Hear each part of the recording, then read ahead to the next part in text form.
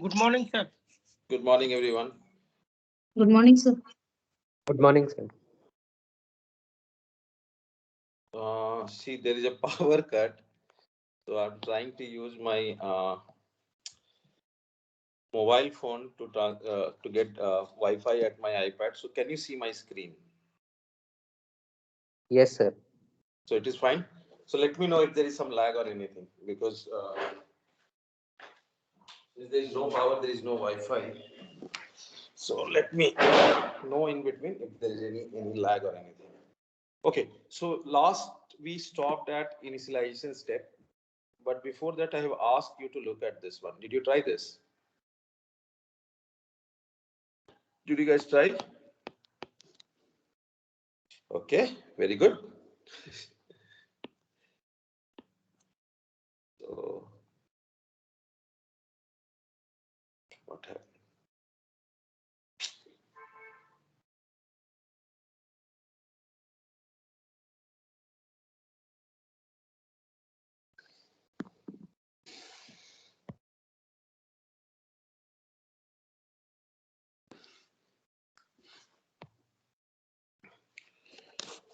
So let's start with some examples. I will start with golden section first. So I'm giving you a function minimize lambda square plus 2 lambda. Lambda is between minus 3 and 5. And let me not call it lambda, otherwise it will confuse with the lambda parameters. We call it theta as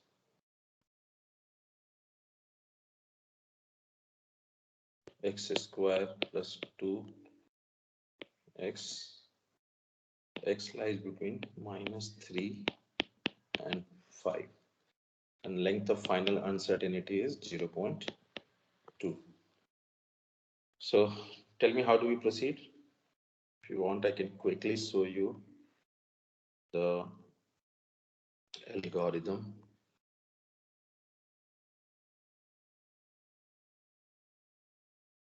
Okay, I'm at the right place. So actually, this is the golden section algorithm only. So what should we find next?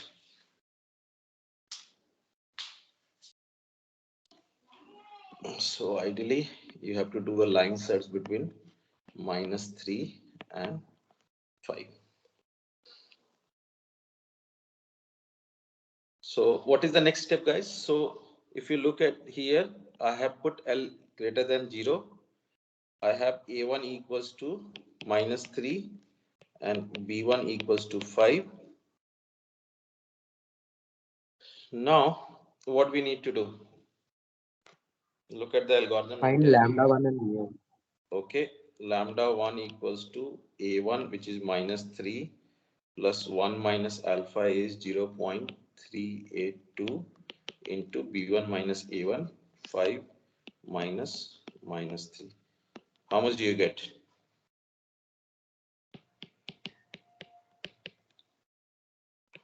See, I've already mentioned you need to sit with the calculator now. So give me these values and then we'll proceed.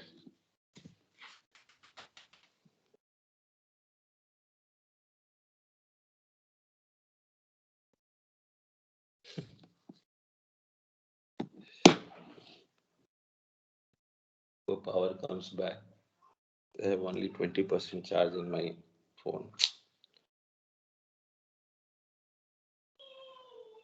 Sir, lambda 1 is 0.056. So lambda 1 is 0.056 And and mu 1 is 1. 1.944. So we have suppose minus 3 and 5. Now, if this is 0, I have lambda 1 here and mu 1 here. Just remove this one.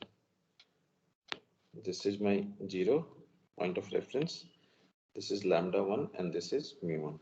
What do we need to do next? We are still at the initialization phase, guys.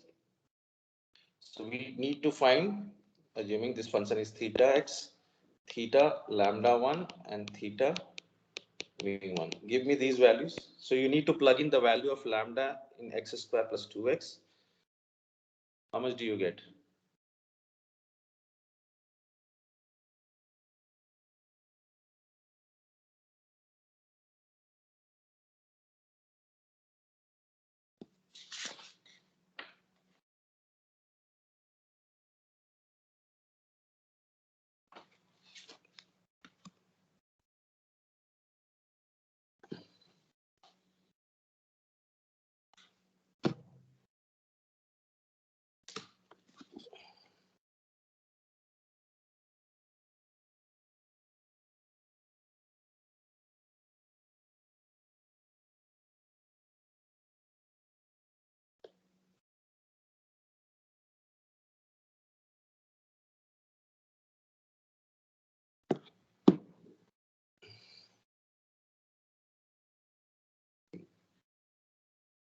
Yes, how much did you get, guys? Lambda 1 is 0.115. 0.115 and The mu1 is 7.667. so now we have everything. Now we'll set our k equals to 1. Set k equals to 1 and then we will start the main step.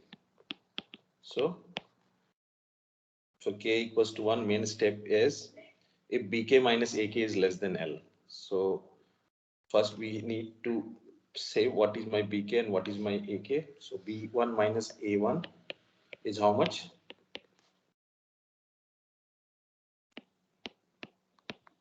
Right? So we cannot stop here. Next it says check consider if theta lambda k is greater than theta mu k or theta lambda k is less than theta mu k. So we can see that theta lambda 1 is less than theta mu 1. So if theta lambda 1 is less than theta mu 1, we need to go to step 3. Step 3 is ak plus 1, that is a2 equals to ak, that is minus 3, and b2 equals to how much? Mu1 or lambda 1? mu1. Mu1.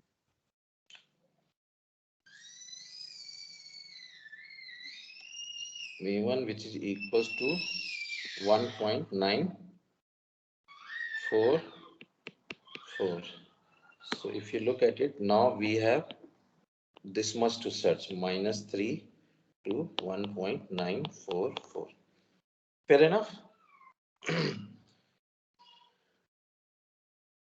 So once you have done this, you need to evaluate theta lambda k plus 1.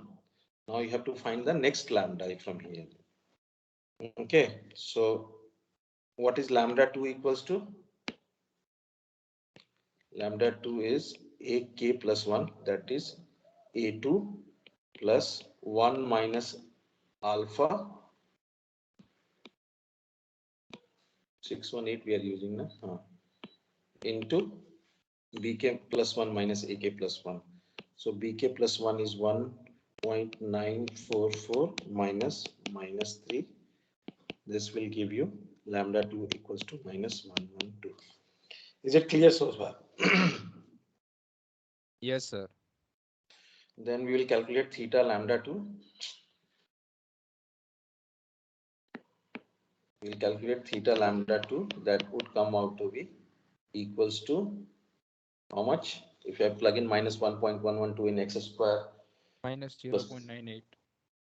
minus 0.987. Okay.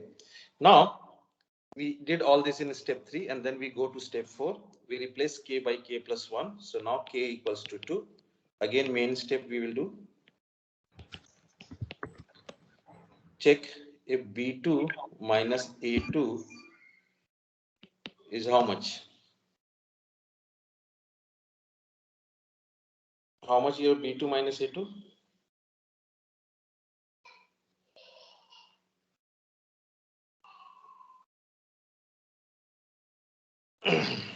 $4.944. How much? 4.944. Four less than point 0. 944, which is not less than 0.2. So we cannot stop. We have to proceed. So I want you to, I'm minimizing it a little bit so that you can see the algorithm as well. Try to find what happens next.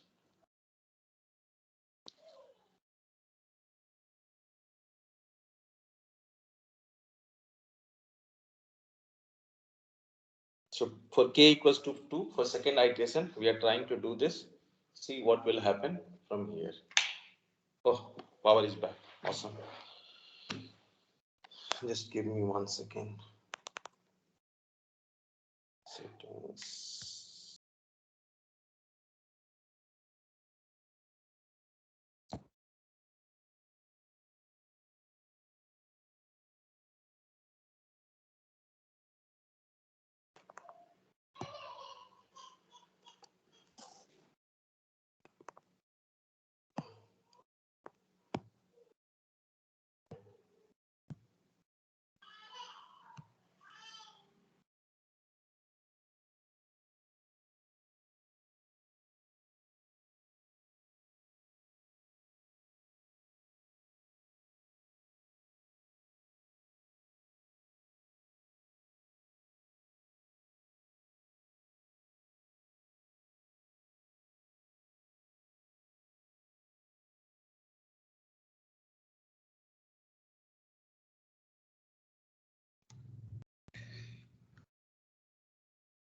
Guys, can you hear me?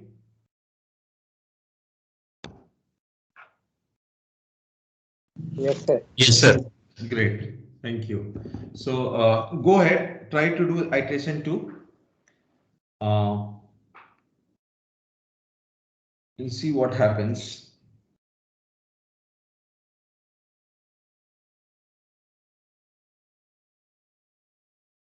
So clearly your new search space at iteration 2 is, sorry, I've drawn it a little bigger. This one.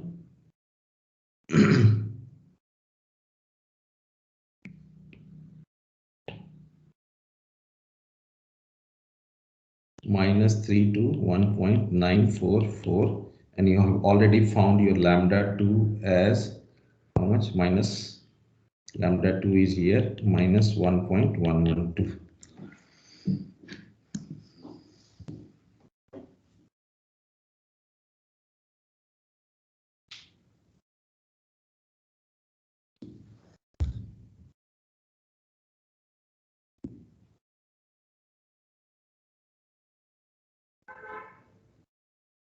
Also, I have forgot to mention here we have to assign mu2 equals to lambda k, which is lambda 1, and lambda 1 was how much? 0.056. 0.056. So your mu2 is here 0.056. Okay, so we need to calculate a new lambda, but as we are already seen that mu2 will coincide with lambda 1.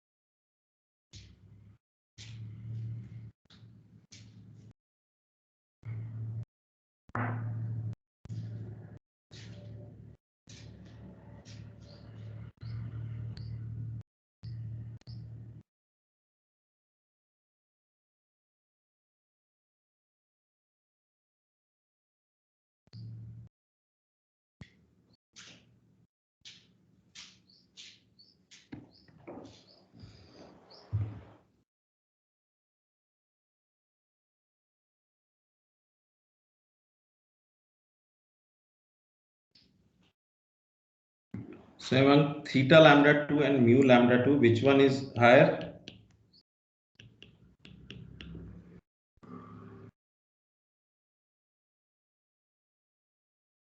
Theta mu 2, sir. Theta mu 2 is higher than. So theta lambda 2, how much you have got?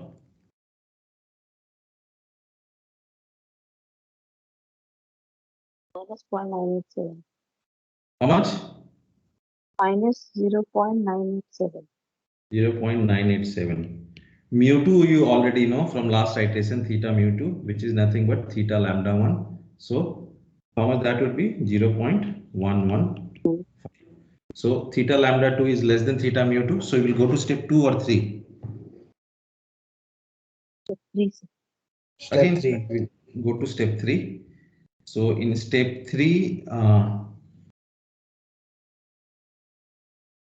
I will set my A2 equals to A3, sorry, A3 equals to how much?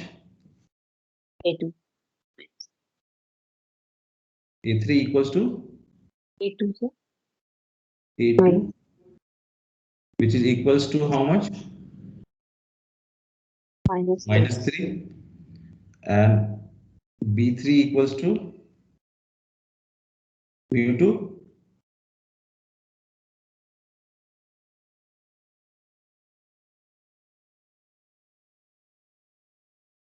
Which is 1.944. 1.944 is your, 0.05, sir. put it equals to mu 2, right? 0.056. Right? Oh, yes, sir. So A3 and B3 has been set. Now I need to find my mu 3 and lambda 3. What is mu 3 will be equals to? Lambda 2. Similarly, lambda 2, which is lambda 2 we have is minus 1.112, and lambda 3 will again make the calculation. A3 plus 1 minus 0.618 into your 0.056 minus 3. How much do you get for lambda 3? Minus 1.832. Minus 1.88. 832. 832. 833. 833. 832. Yes, sir.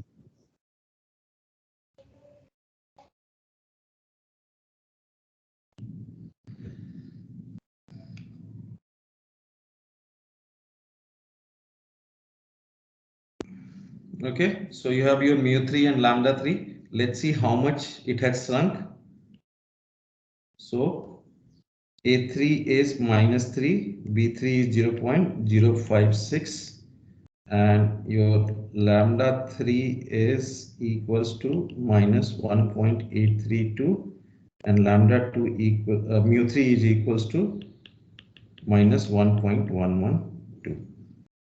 Is this correct, guys? Now you see how we are shrinking. You started with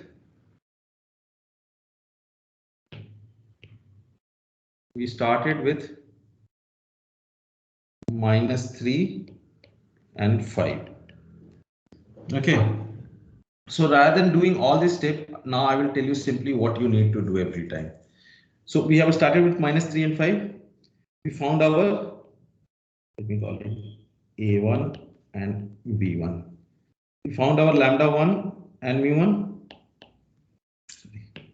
using the formula. Now look at theta lambda 1 is greater than or less than theta mu1. So in our case, it was less than mu1. So we'll just now concentrate on this chunk. So I brought this down to here. Now my A2 equals to minus 3 and B2 was equals to, how much we got for mu1?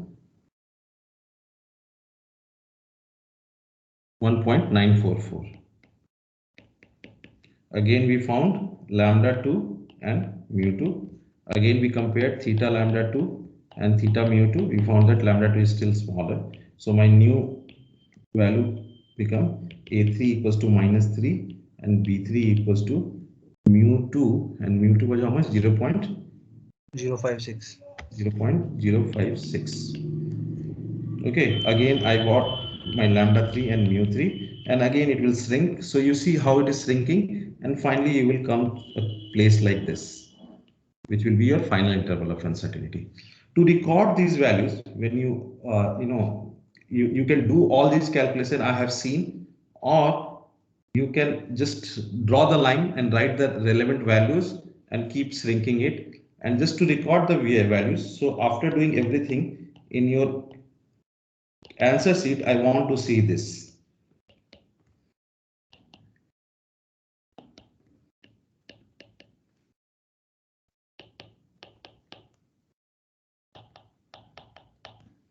So first iteration, AK was Aditi madam, I'm in a class. I will call you at 12. Is it fine? Okay, thank you.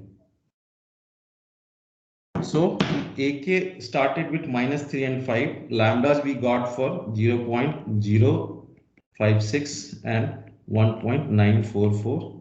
Theta lambda K we found 0.115 and 7.667. Now we will star upon which one is minimum. So this one is minimum.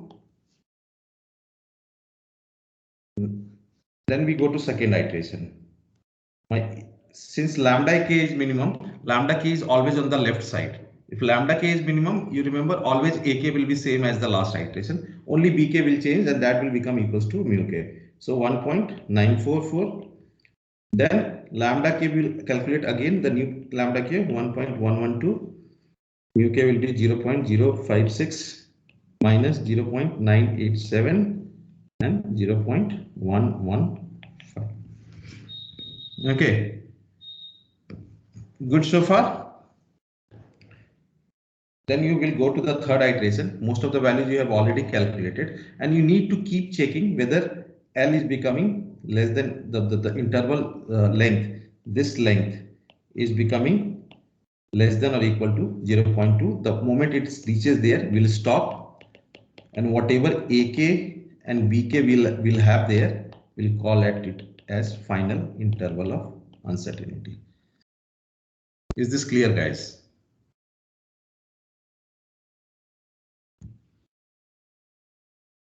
Yes, sir. All of you? See, Yes.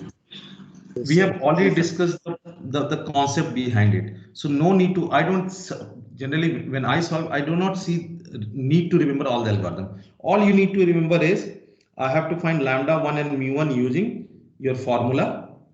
And every time, depending on theta lambda 1 or theta mu1, I will shift either in this side or in this side. So in this case, we are shifting like this. Maybe at some place you will say the mu k is less than, so you will shift like this. Then you will shift like this. So finally, you will get your final interval of uncertainty. Is this clear, guys?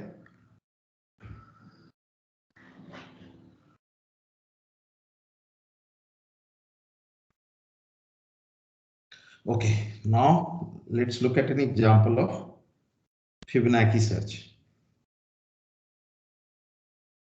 Fibonacci search is little more involved, but definitely the funda of where your next line would be, you already know, and then you can start with it. So same problem. Let me use example as lambda only because we are plugging lambda's values. Lambda square plus 2 lambda. Lambda is between -3 and 5. I have given L equals to 0. Small one so that you can look at the algorithm.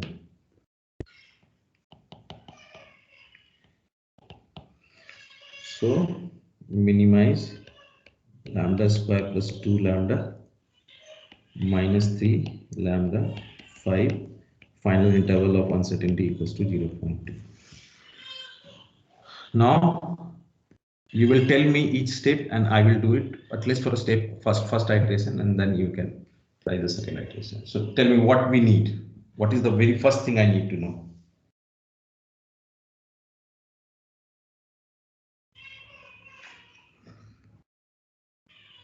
Number of observations. Number of observations.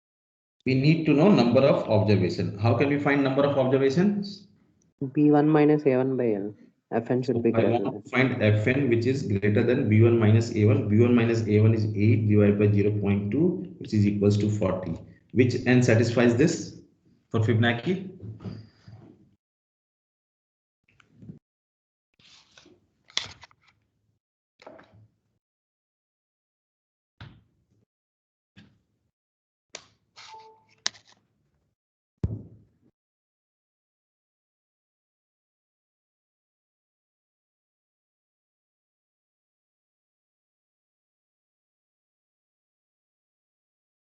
Which n will satisfy?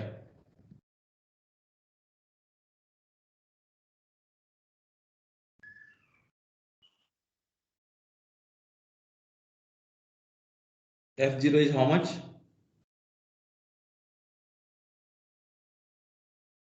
What is F0 equals to for Fibonacci? 1. F1 is 1. then 2, 3, 5, 8, 13. 13 plus 8 is how much? 21. 21 plus 13 is 3 plus 1, 4, 2 plus 8, 34. 34 plus 21 is 4 plus 1 by 5, and so on. Let's look at this is n equals to 0, 1, 2, 3, 4, 9. 6, 7, 8, 9. So what should n be equals to? 9.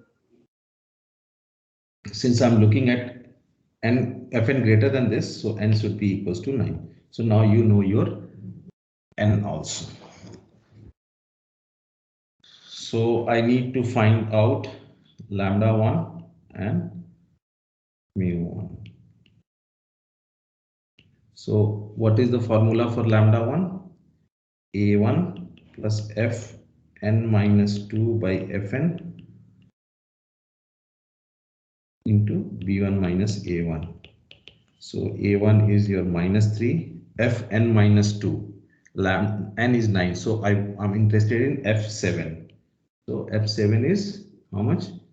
21, and Fn is 9, which is 55. B1 minus A1 equals to 8. How much do you get for this one? Just check.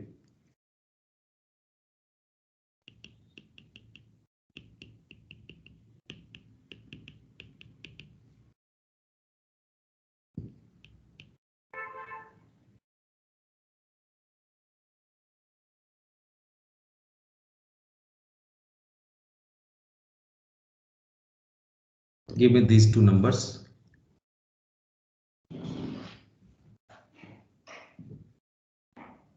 Lambda 1 is 0.054. 0.054, and second one is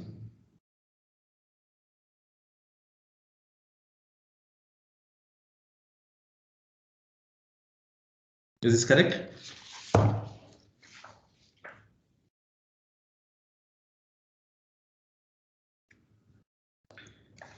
Yes, sir. Interestingly, they are very close to which numbers?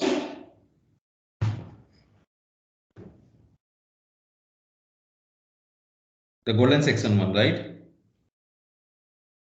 Yes, sir, to the previous one. So theta lambda 1 versus theta mu 1. Find these values and tell me which one is higher. What is theta lambda 1?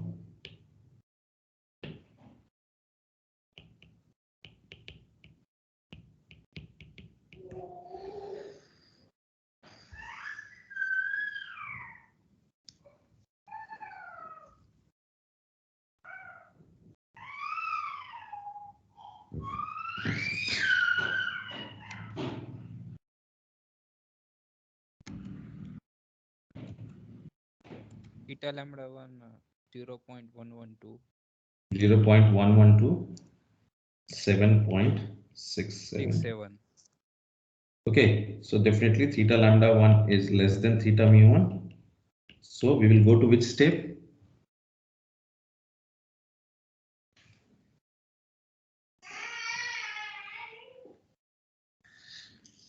Go to step 2 or 3. Go to step 3. Oh shit, sorry.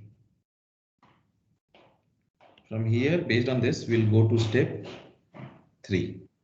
So if we go to step 3, in step 3, we'll put AK plus 1 equals to AK. So that is A2 equals to A1 and BK plus 1 equals to mu K, which is mu1. Right. Now we'll say that mu2 is nothing but equals to lambda 1, which we have already discussed and I asked you to prove it.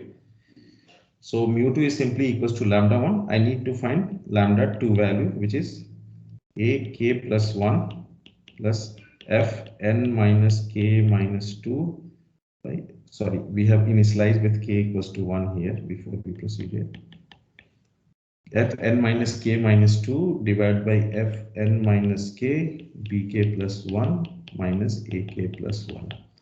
So lambda 2 simply becomes A2 which is equals to A1 is minus 3 Fn minus K minus 2. So 9 minus 1 minus 2, 9 minus 1 minus 3 is how much? F6. This is Bk plus 1. My Bk plus 1 is how much? A1 minus mu1 minus A1. Mu1 we have got it as how much? 1.945 minus 3. Fn minus K is 9 minus 1, which is F8. You should get lambda 2 equals to minus 1.10 109.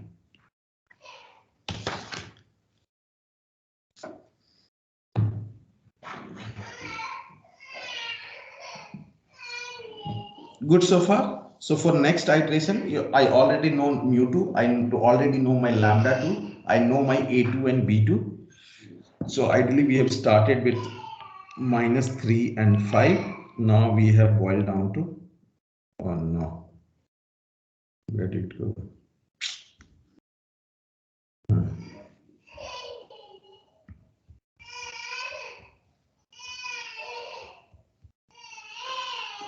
We started with minus 3 and 5. We came down to minus 3 and 1.945. I had my lambda 1 and mu1 here. I know my lambda 2 and mu2 here. And then I will proceed. So do one more iteration. And I will record these values in the table as I said. Iteration AK, BK, lambda K, mu K, theta lambda K, theta mu K. So first iteration I am giving you minus 3, 5, 0.054, 1.945, minus 0.112 and 7.675. Second iteration, we already find minus 3 and 1.945. Lambda 2 comes out to be minus 1.109, 0.054. You can calculate the values, it will come out to be this much. So in the both cases, this one is the minimum. So you can proceed in such manner.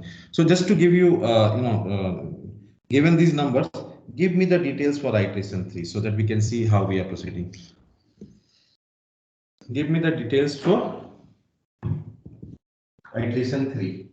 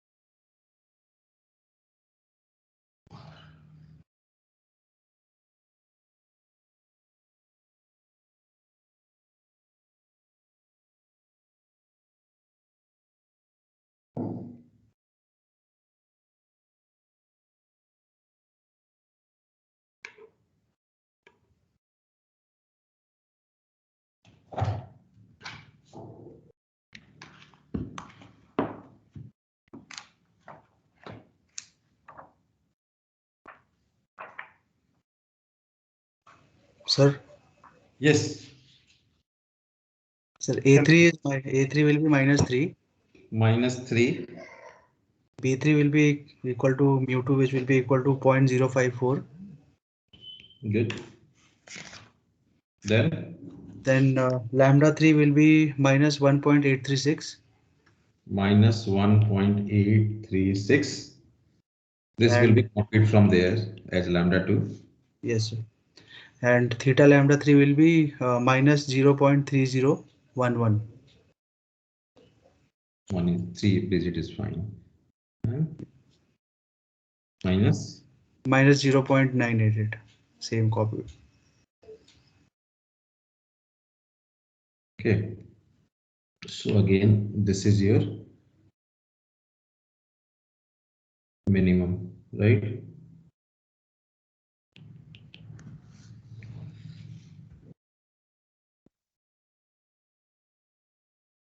Okay, at this stage, which one is your minimum?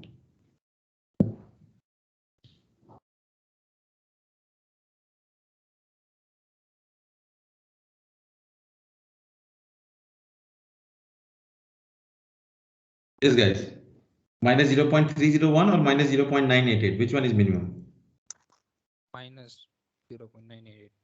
So you see, now you will be moving in which direction? So far, lambda was calculated. Now mu will be calculated, and your this has changed. What do you call? Now it will be something like this. You understand? So you have changed the direction. What will happen at the 8th iteration? If you remember, we have discussed that you keep going it until lambda n equals to lambda n minus 1. Okay, so I will give you the what happens at the 8th iteration. You don't need to do any evaluations.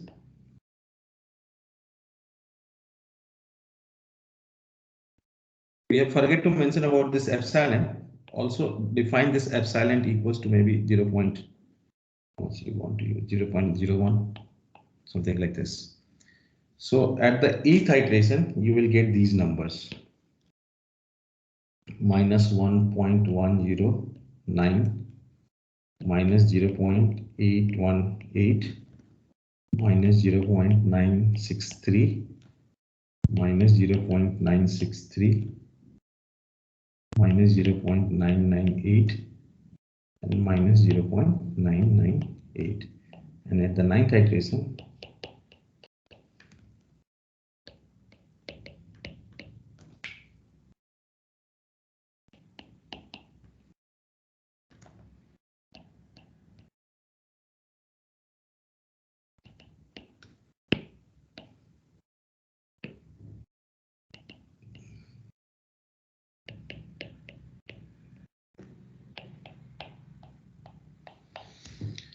so if you remember, we discussed this, what happens, no new evaluation needs to be done when you are at k equals to n minus 1, because everything will coincide with each other. So what we do, again disappear.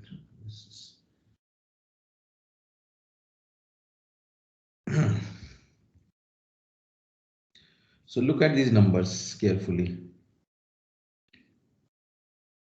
This is what you were at the n minus 1th iteration. You can see the numbers, all of them have become lambda k and mu k have become equals to the same. So what we need to do is we use a distinguishability constant and just add to 0.963 plus 0.0. How much I have used? 0.01. 0.01.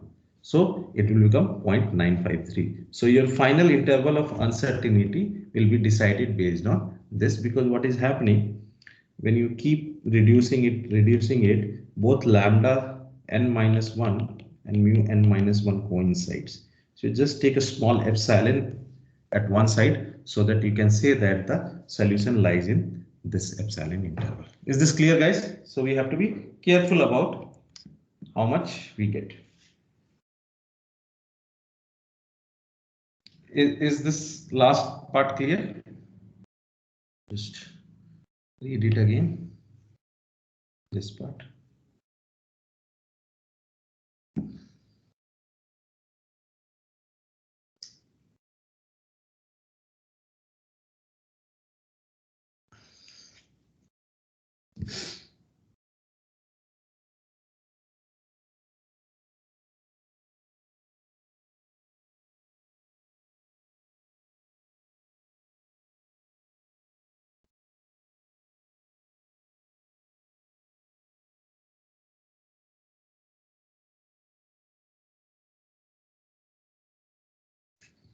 Okay. Is this fine? How to work with Fibonacci search and golden section? Any questions?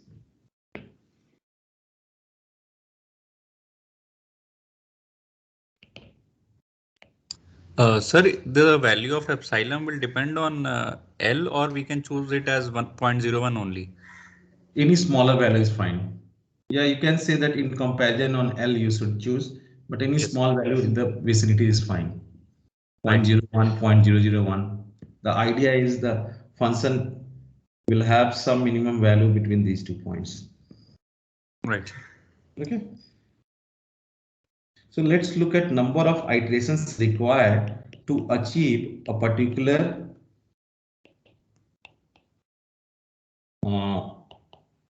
what do you call it? Particular accuracy.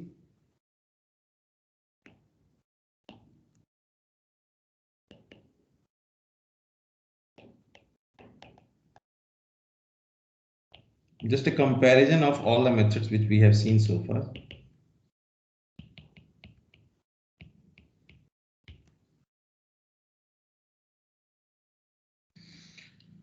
So golden section is 0.618 to the power n minus 1 should be less than equal to L by B1 minus A1, and Fn should be greater than equal to B1 minus A1 by L. Okay, so these are your, for each of the search method, how much iterations and how much functional evaluation it will take to make a to reach a desired level of accuracy. You can see in each one of them there is a B1 minus A1 by L, right? So number of observation needed is always some function of ratio B1 minus A1 by L. Can you see that?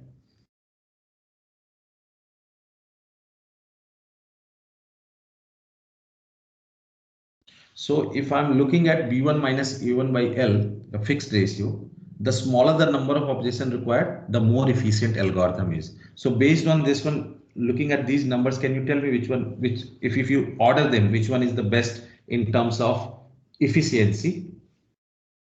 You can look at it and tell me which one will be best.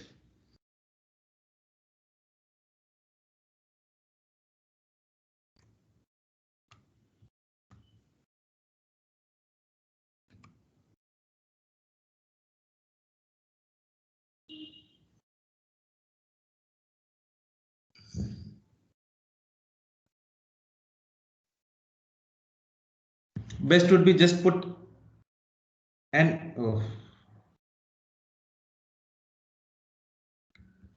just put n equals to 1 for timing and see what kind of ratios you see.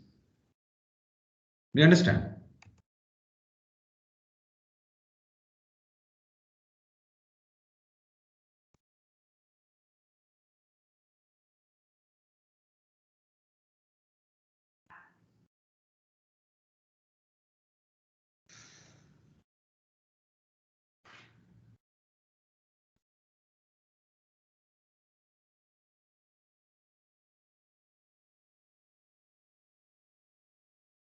If I put n, how does B1 minus A1 by L looks like?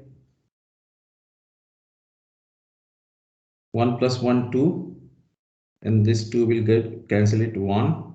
So B1 minus A1 is less than equal to how much? 1. For this case, if I invert it, B1 minus A1 by L is less than equal to how much?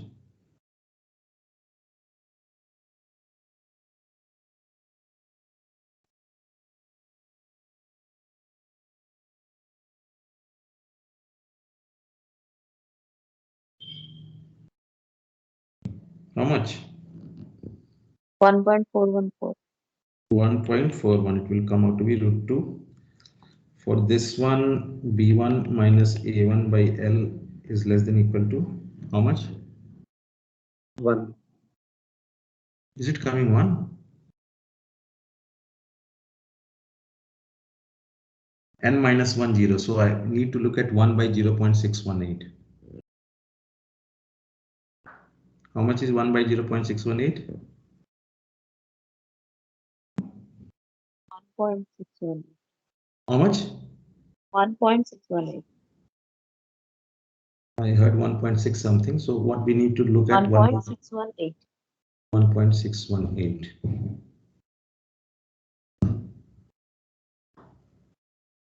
What is this one for B1 minus A1 by L?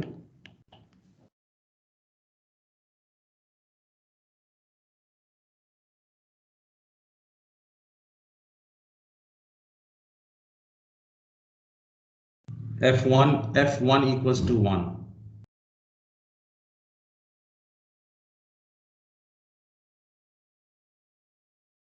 Right? Is this correct? Yes, sir. Actually, once a नहीं clear होगा, we have to take some larger values. What happens? Fibonacci is the best. Number 1, rank 1, then golden section, then third, then fourth. I thought I will be able to show you with n equals to 1, but we need to take some n larger value, then only we will be able to understand.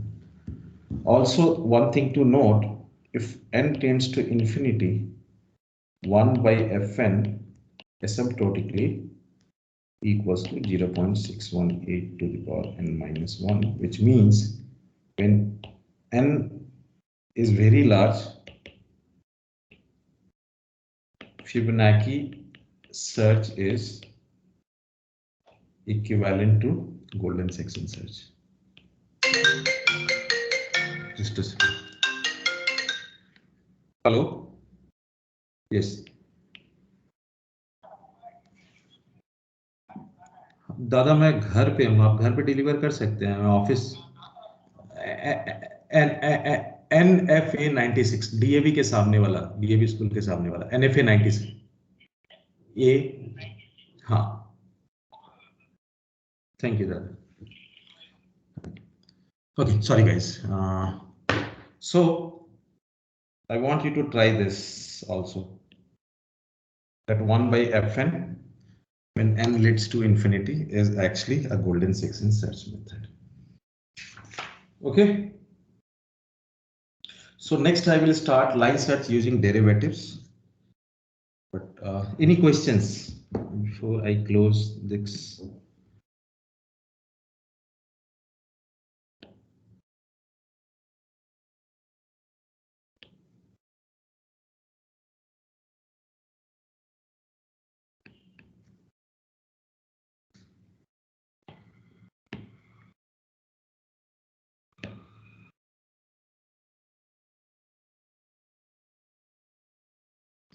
So what we have seen so far, one variable line search, we have looked at uniform, then dichotomous, then golden section, and then Fibonacci.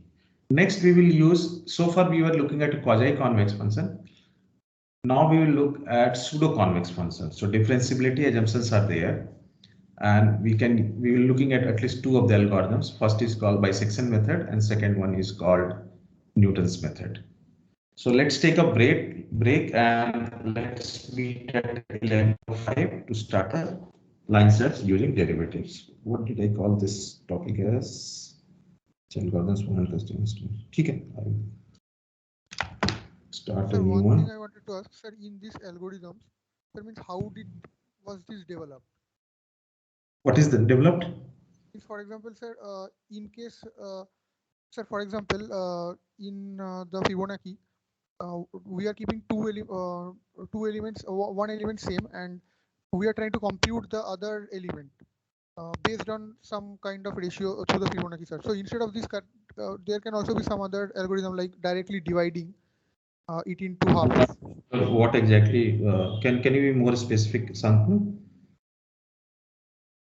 Sir, for example, in the means directly cannot be defined that the in case the smaller element, can we not directly say that the smaller element, whenever we are keeping the that element as same, directly can't we define that that element will be same and the next element need not be computed but can be directly found by the by some kind of bisection method?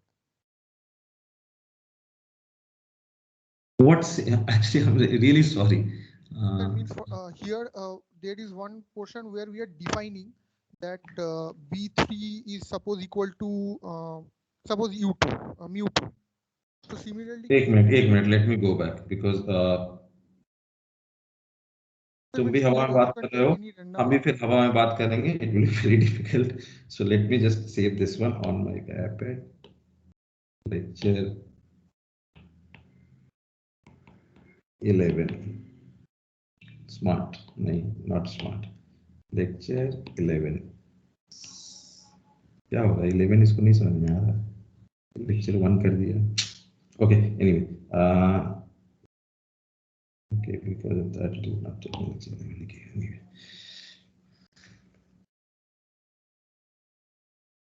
Just give me a second, it is opening up. हाँ, बताओ इसमें क्या क्या what exactly you are trying to say?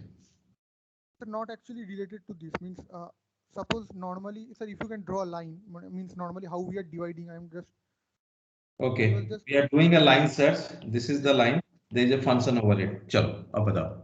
yes sir. So now here first we are taking 2 points.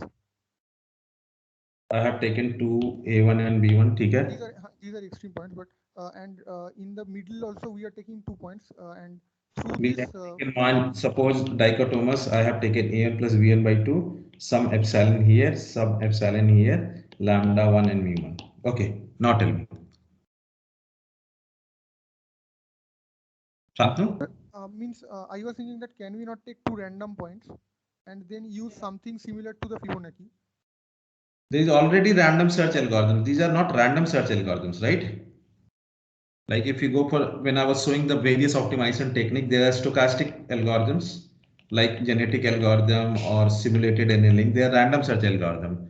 Random search algorithm does not guarantee anything. But NLP algorithms, which are deterministic, these are deterministic, falls in the deterministic algorithms. They guarantee that you are at least close to the solution. Do you understand? Yes, sir.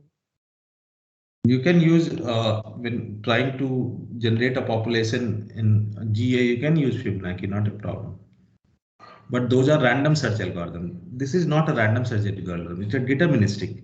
Sequentially, it is trying to reach to that solution. If you look at, yeah. Initially, maybe I will define the points at equidistance. Means I will divide the total length in 3 equal parts. Then I will get 4 points total: A1, lambda 1, mu1, and B1. And the next one is similar to the Fibonacci. For example, if mu1 is greater, then I will just that is definitely from a research perspective you can think, right? Yes, sir, that is why I was asking how do these. So I will give you the algorithms. Research you need to do. Otherwise, तुम्हारा PhD तो मेरे नाम कर देना पड़ेगा. Are you getting? See, you need to learn the basic techniques, and then on basic techniques you try to evolve. That is research. You understand? Yes, sir. I cannot solve your problem in the class. You may have a particular problem that you want to solve with the techniques, but first you need to know how many techniques I have. What I'm teaching you, if you remember, one of the day Abhijit has asked and I was discussing how we have different kind of algorithms for optimization. It starts from linear programming to non-linear programming, deterministic, stochastic. What random search, if you want to go, that is more of a stochastic methods where we have genetic algorithms, simulated annealing, trajectory based and population based algorithms. These are more of a deterministic algorithms. Do you understand the difference first? I somewhat know, but I don't exactly get. Means the process they follow is like it is also same, but I mean I don't know only genetic something I have just read about that. So for genetic algorithm, you have to study genetic algorithm, right? This course is not on genetic algorithm. This course is non-linear programming, right? It is a not random search.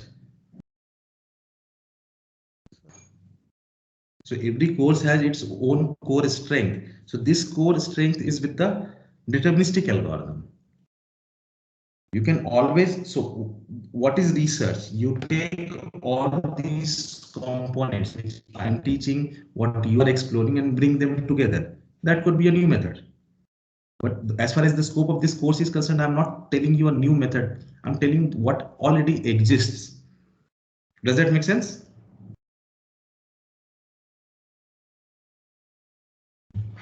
I hope. Okay, so let's take a break and discuss line search using derivatives.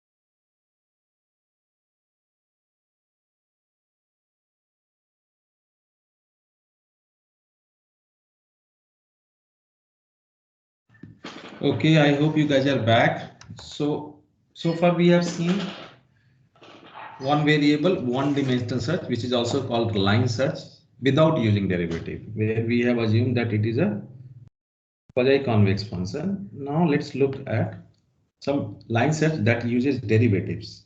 The first among them is the bisection search method.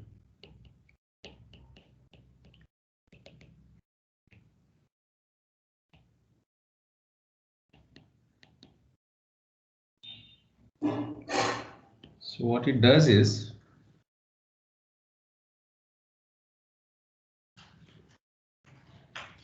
theta, which is pseudo-convex, and differentiable,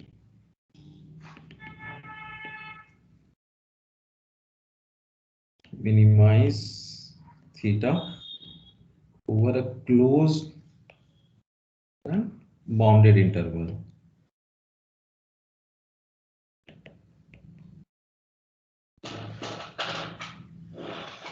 Now, just let me first give you the idea and then we will look at the algorithm. So suppose at any iteration k,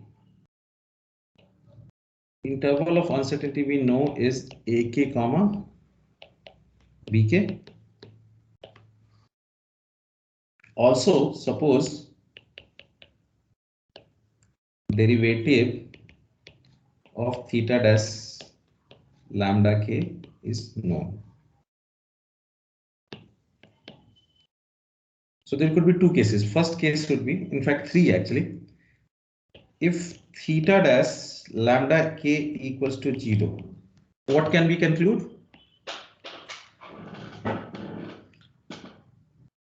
If theta dash lambda k, the point which you are trying to evaluate at at a particular iteration in the interval of uncertainty ak and bk, if theta dash lambda k comes out to be equals to 0, and given that it is a pseudo convex function, what can we conclude?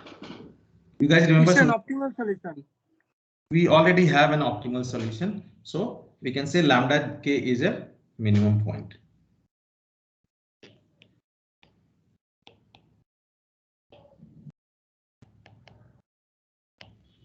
Second one is,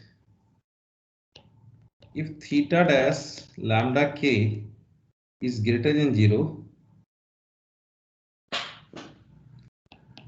then for lambda greater than lambda k, what can we write? You remember pseudo convex?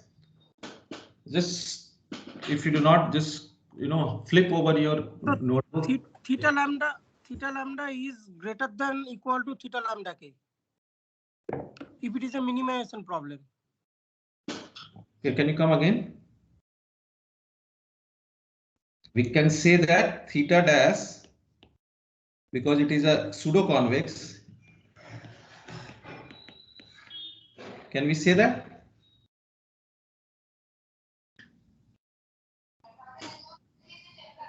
So based on pseudo convexity of the k of theta, we can, what we were saying, Vijay? Theta lambda is greater than equal to theta lambda k, yes. Right? This will hold, all of you?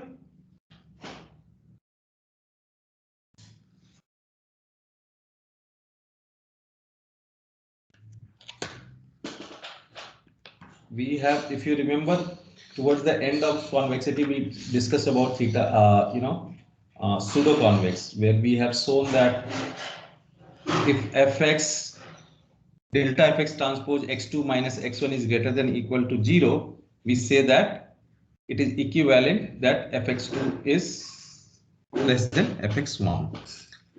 There could be also a possibility if theta dash lambda k is less than 0, then for lambda less than lambda k, we can again write, this is completely based on the definition of pseudo convexity which we know, which implies theta lambda is greater than equal to theta lambda k. Okay, so three situations can arise at any particular lambda when you are trying to check at a particular iteration. Either it is equals to 0 or greater than 0 with lambda greater. Yes. theta dash, yeah, for the third scenario, second line, it should be, yeah, okay, both are negative. Okay, right. Lambda minus lambda k, lambda is less than lambda k. So both of them becomes negative. So it will become greater than 0.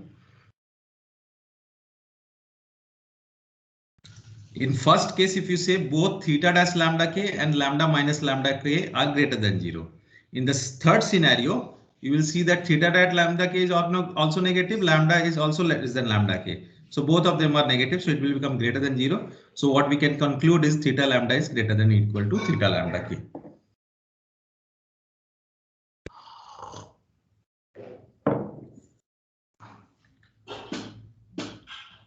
Okay, so let's look at second scenario where theta lambda is greater than or equal to theta lambda k. So what can I say about new interval of uncertainty? Or more precisely, we started with AK and BK. So AK plus 1 and BK plus 1. What this would be equals to given the second scenario? Lambda k bk. It will be Lambda k bk. Is it the case?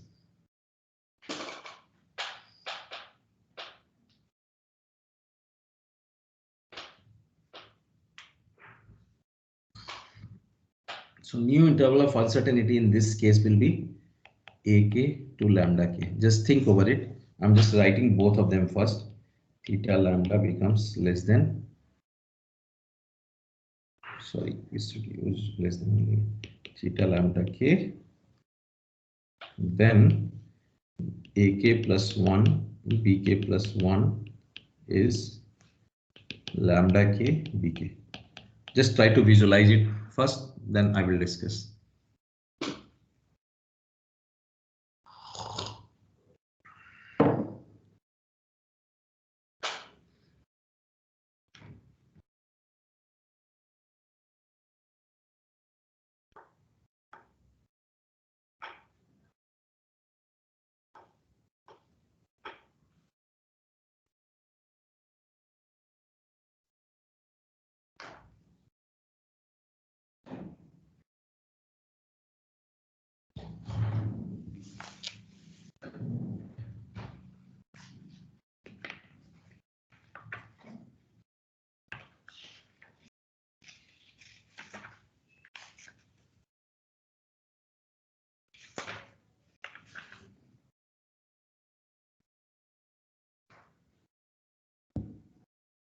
Does that make sense? Why it is AK lambda k in second case and third case it is lambda k to BK? So essentially, if I'm looking at a line, I'm just finding one point. So this is my AK, this is my BK, and this is my lambda k. So in first case, any lambda which is greater than theta lambda k. Okay. We also have lambda is greater than lambda k. So lambda has to be in this side. You agree?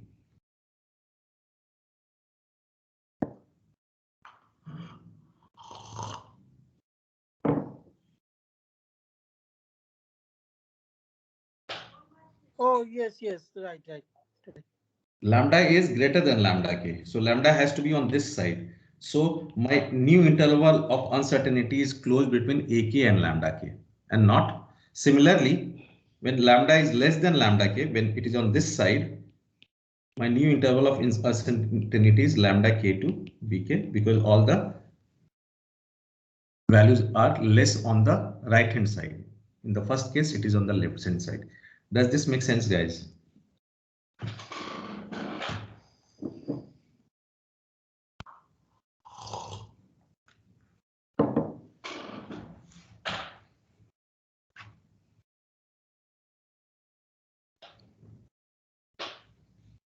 Any questions? Bharat, is it clear?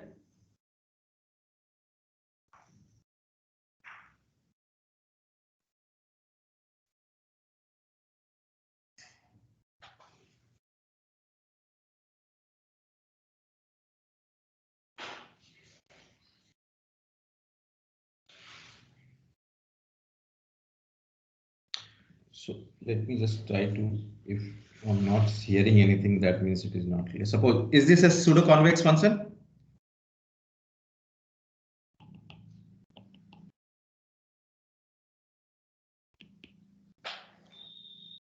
यदि कुछ बोलोगे नहीं तो कैसे समझेंगे? Shantanu, help me explain this concept. Shantanu.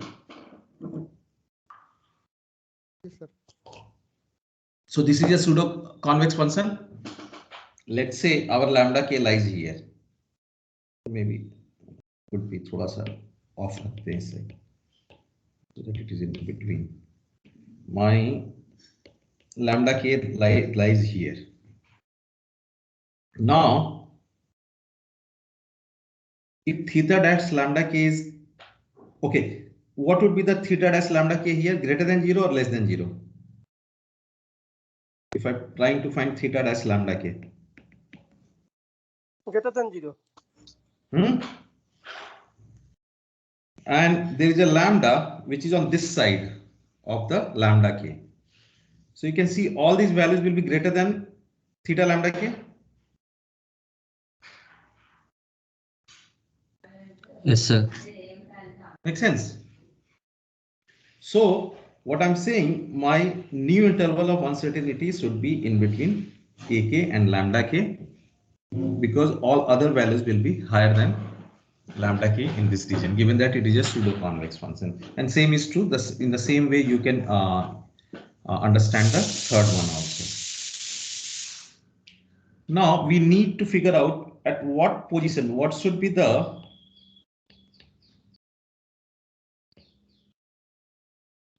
position of lambda k in the interval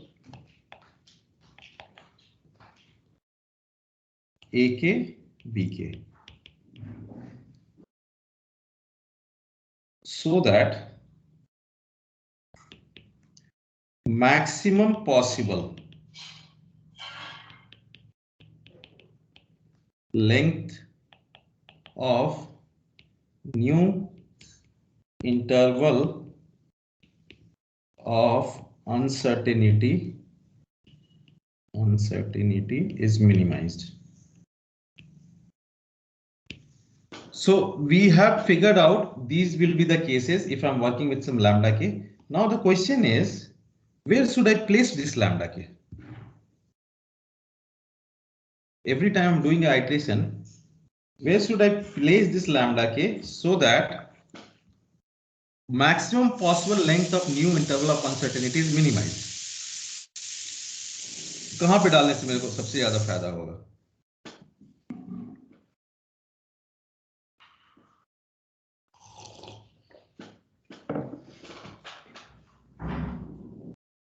In other words, what I'm trying to say that lambda k must be chosen so as to minimize the maximum of lambda k minus ak and bk minus lambda k. So lambda k middle point पे chosen as to minimize the maximum of lambda k minus ak and bk minus lambda k. So lambda k minus ak is this part, bk minus lambda k is this part. I want to choose a lambda k such that it minimizes the whatever be the maximum of these two. So as Abhijit was saying, it should be minimum midpoint of the length. Is that correct, guys?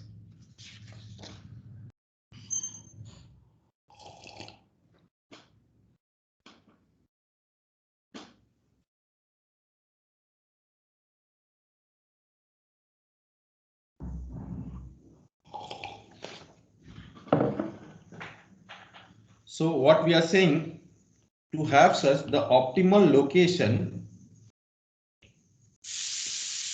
of lambda k is the midpoint.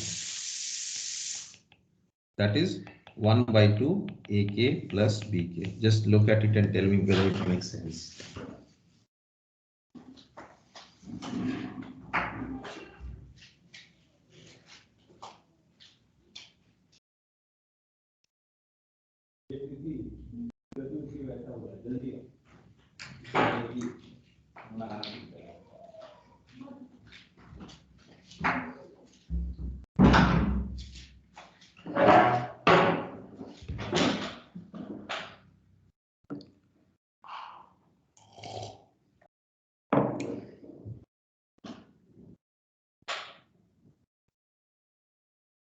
Yes, guys. Any comments, any suggestions on this? Why midpoint is the best bet?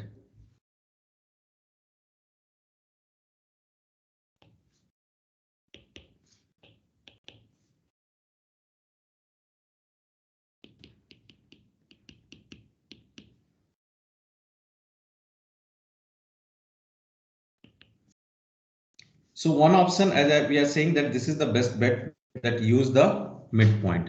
Second option is take AK plus lambda k and lambda k, lambda k, which is not at the midpoint, maybe more towards the left, or lambda k more towards the right. Will that be able to minimize the maximum of lambda k minus AK and BK minus lambda k?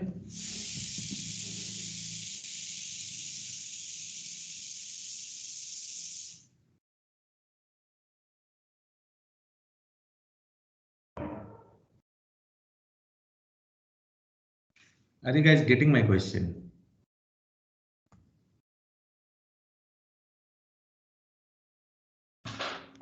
So choosing the middle point, that means we are minimizing the searching space.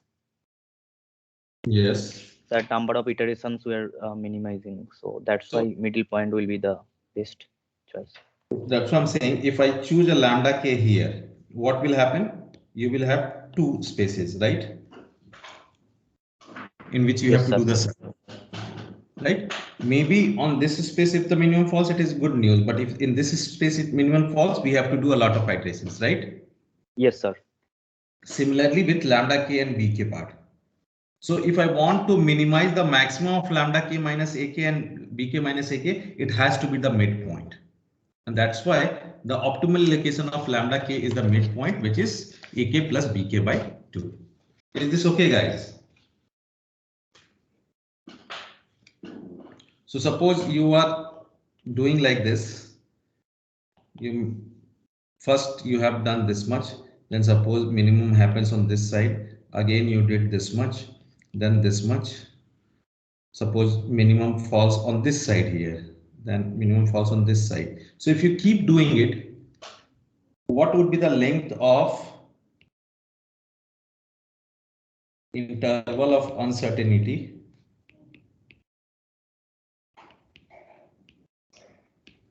after nth observation? If I keep dividing it like this,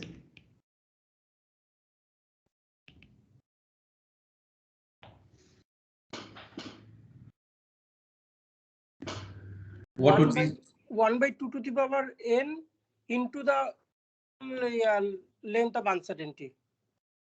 So 1 by 2 to the power 1 and b1 minus a1, which is initial interval of uncertainty. Just to check that, in first case you will do half of b1 minus a1. Further, suppose this half you have taken, so you will further divide into half. So 1 by 4 b1 minus a1, you further divided it, so you continue like this. So that would be your final interval of uncertainty. So given the length of final interval of uncertainty is fixed. Suppose if I have given you L, the number of iteration you need to do is decided by this inequation. So you need to start with a small l. Suppose I gave it 0.2 divided by the initial interval length of interval of uncertainty, and then corresponding n can be found. So method converges to a minimum point with any desired degree of accuracy you want to work with it. So is this clear? Okay, one important question here. Why we are not taking 2 points in this case?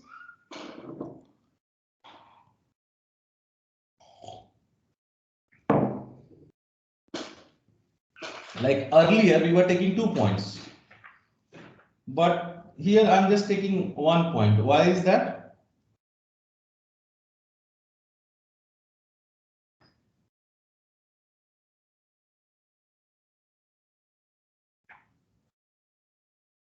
Because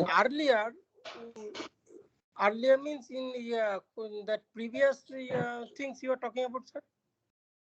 Yeah, the previous methods which I have talked about, I always chosen 2 points. But in this case, I'm only choosing 1 point. Why is that? Because in earlier scenario, we faced a challenge that if the 1 point is which is in between in the middle of the two extreme original extreme, and if it is less than both of them, then we are in a state where we cannot decide in which direction to take. But here it is a pseudo convexity assumption, and we know the gradient because direction. of pseudo convexity, that's why I wanted you to highlight pseudo convexity, and given the differentiable nature, and we also understand. So what does the first derivative give us? What kind of nature it tells us about? The slope. Whether slope is increasing or decreasing in a particular direction. Does that make sense? So just 1 point in this case makes sense because it is a pseudo convex function and we know the slope, and that's why we can just work with 1 point when we are dealing with line sets with derivative. So now coming to algorithm, I do not have printed one, so I have to write it. Pseudo convex function theta over closed, and the moment I said pseudo convex, the differentiability is inherent. Interval. So let's start with initialization.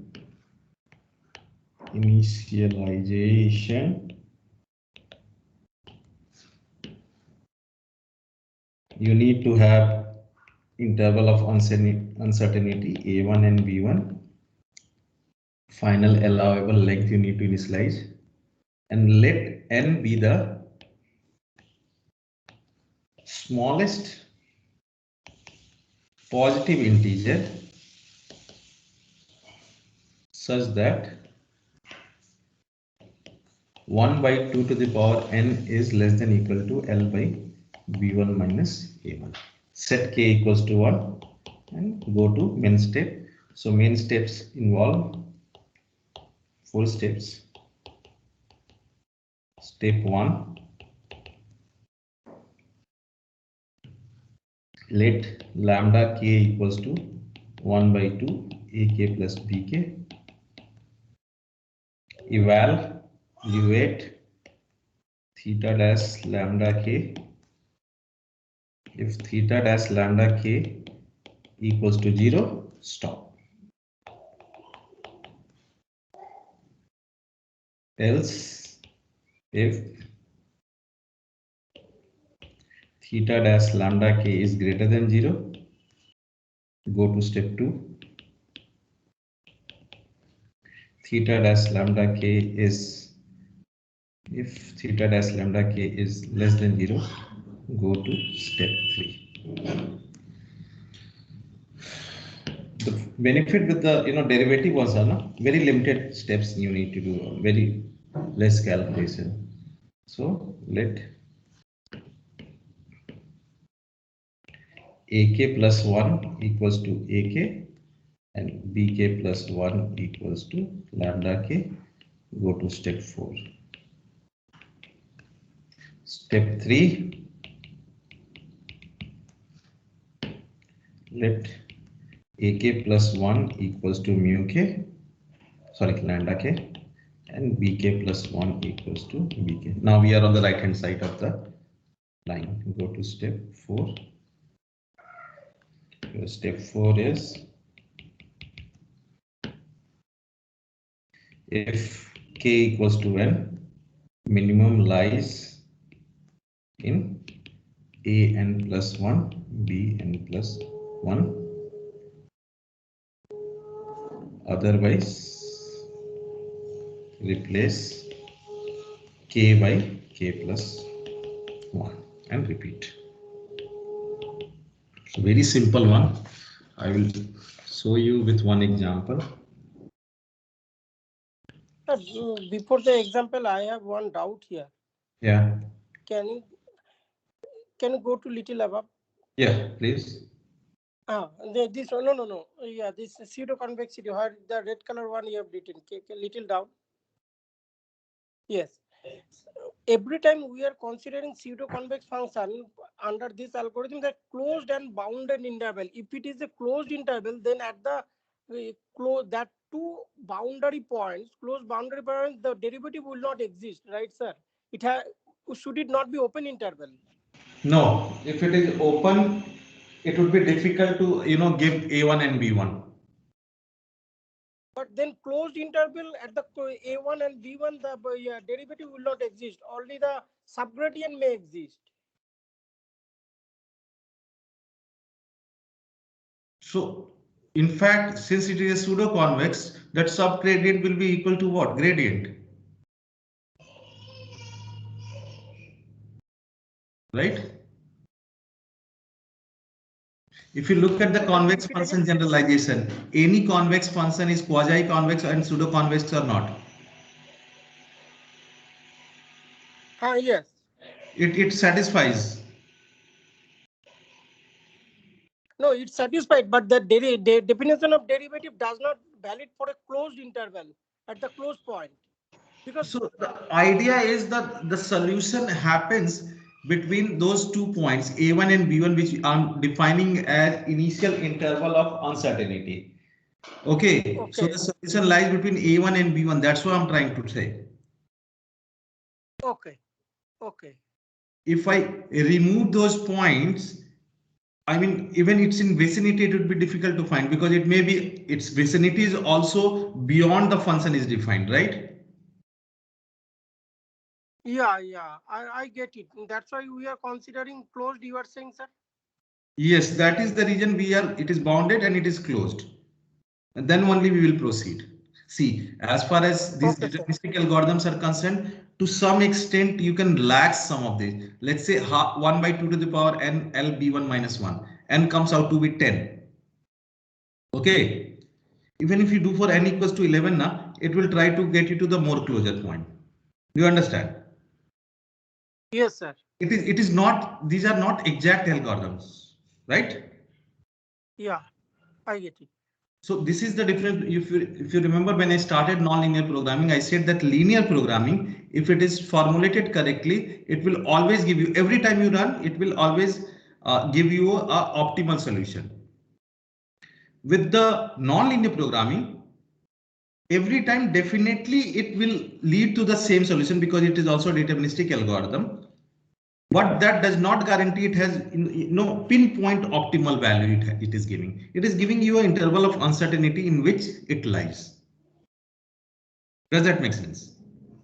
It never says based on this for any NLP algorithm, especially the numerical ones, I cannot say X star equals to this.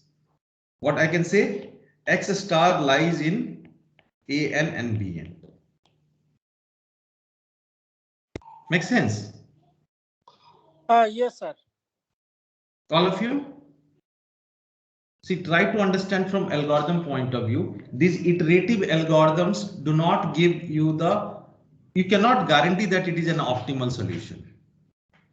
But if it is using the first order condition and it is giving equals to 0 and it is convex, you can say, yes, this is the optimal solution. You see the difference. Why we are using algorithms, nonlinear programming algorithms? Because it cannot be described or X star cannot be found in the closed form solution. Had we be able to write it in the closed form solution, suppose as I was discussing earlier, if I'm doing x square, 2x equals to 0, x equals to 0, no candidate, it is a convex function. What I would say, x star equals to 0, right? But if the function is x square plus e to the power x plus sine of x, can we find a x star by just differentiating and equating it to 0? Can we have a closed form here? It will be something like 2x plus e to the power x plus what is the sine x minus cos x, cos x. equals to 0. Can we find an x from here? So what we rely upon is more of a iterative algorithm which will take me closer to the solution.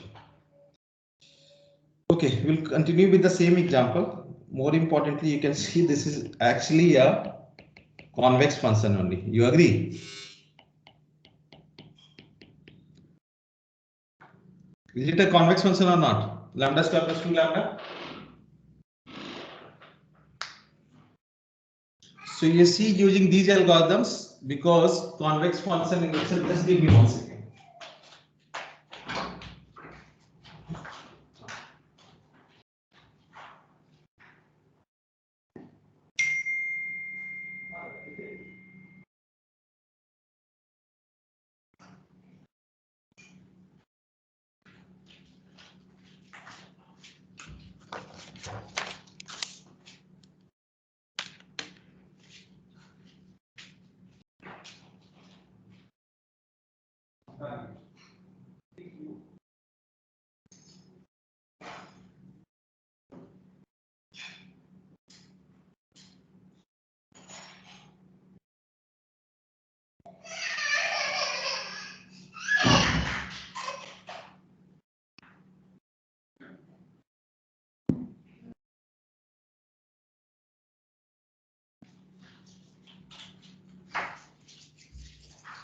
Okay, so if I'm using a bisection method, what we need to do is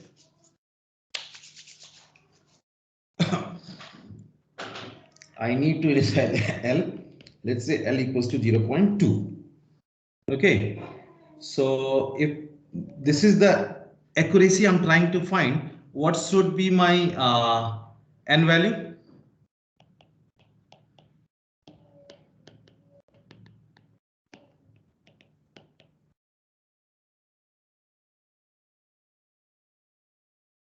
What N will satisfy this? I think this will come out to be 0.022. What N can satisfy this? You can do the calculation. N equals to 6 will satisfy this. So we need to do 6 iterations. So whenever you are doing working with bisection, this first thing is calculate theta dash lambda. So in this case, it is 2 lambda plus 2. Let's write our iteration AK, BK, lambda K, theta dash lambda K.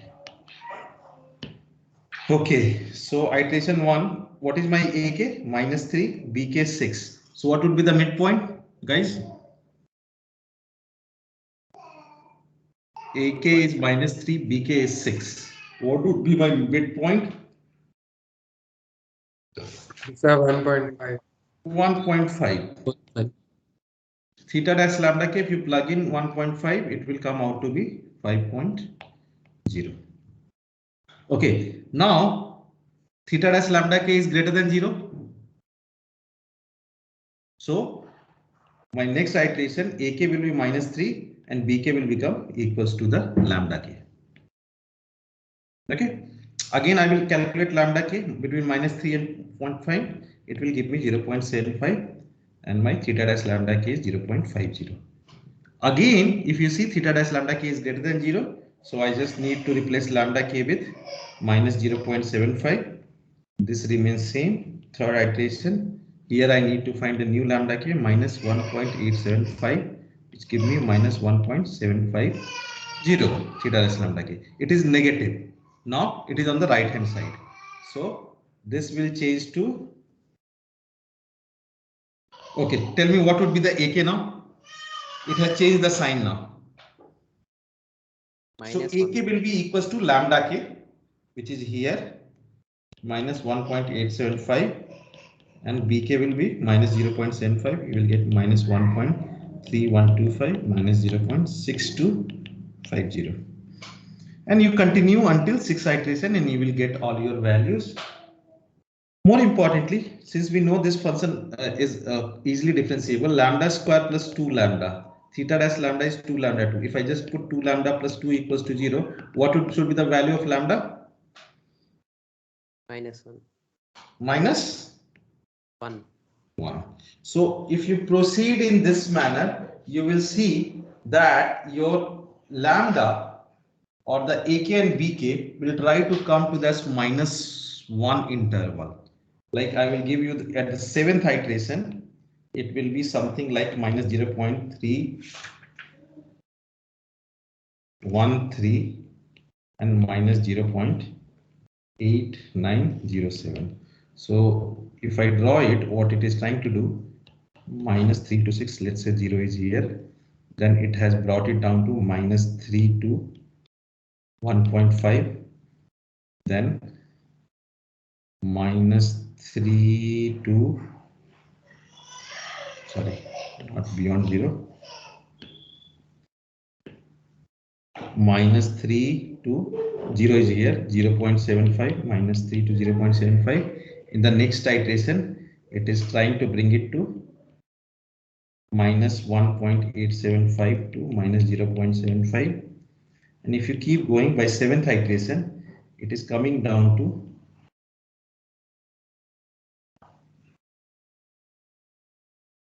-1.03 and -0. How much I have written? 89. Okay, so you can see that -1 is contained in between. Do you realize?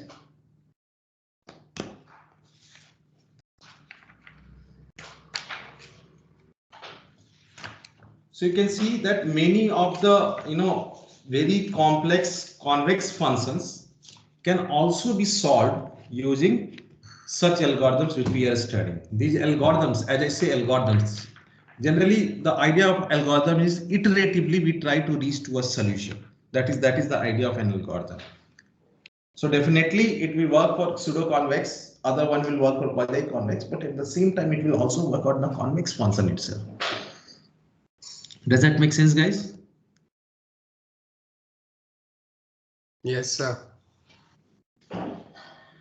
Okay, if you have any questions, we have another 10 minutes because there is another topic, Newton's method, that uses the quadratic approximation of the function. We will discuss on Thursday's class, but if you have any questions related to today's content, please let me know. We can discuss it.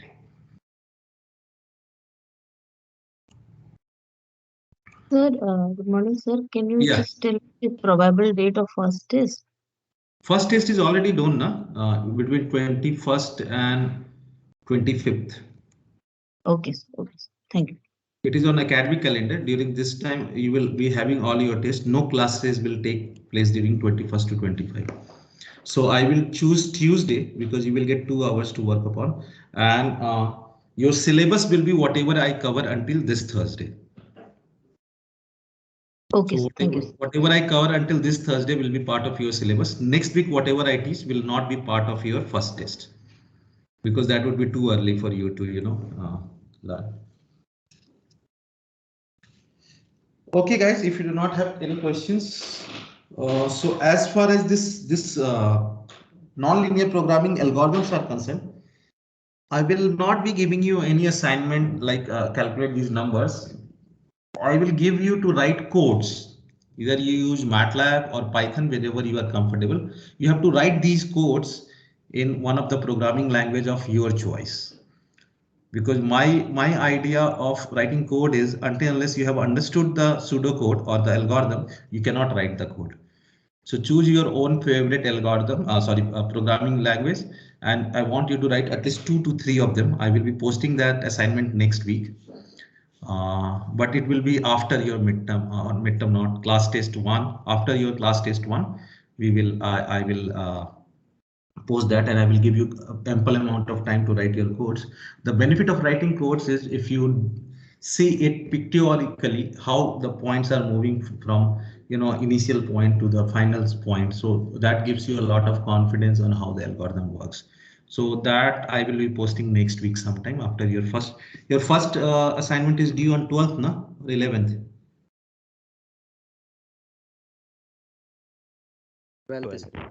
12th. So after that I will post it, but it will be due sometime in March. Yeah, but try to write your own code, do not copy or anything.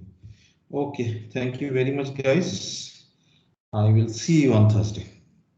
If you have any questions, you can stay and discuss with me, not a problem. Yeah, coming back to Santosh, your question, what I wanted to explain you First, try to understand what are different algorithms available here in the non-linear programming. And non-linear programming is not the end of all the algorithms you can study. There are many other algorithms. So think from a course perspective that you need to learn different algorithms that are available, and then in those algorithms you need to make improvement and use according to your problem statement. Does that make sense, Sandhu? Yes, sir. Sir, I will try to implement that next time when you give the assignment, coding assignment. I will try to. Yeah, that is why I actually gave a coding assignment so that you understand when you need to develop your own methods, and especially for research students, PhD students and all. No matter how great algorithm you make, it has a starting point at some of the existing theories. So these are the existing theories you need to learn now. Okay. Sure. Thank you very much, everyone. I will see you on Thursday. Bye-bye. Thank you, sir. Thank you, sir. Thank you, sir. Thank you, sir. Thank you. Thank you.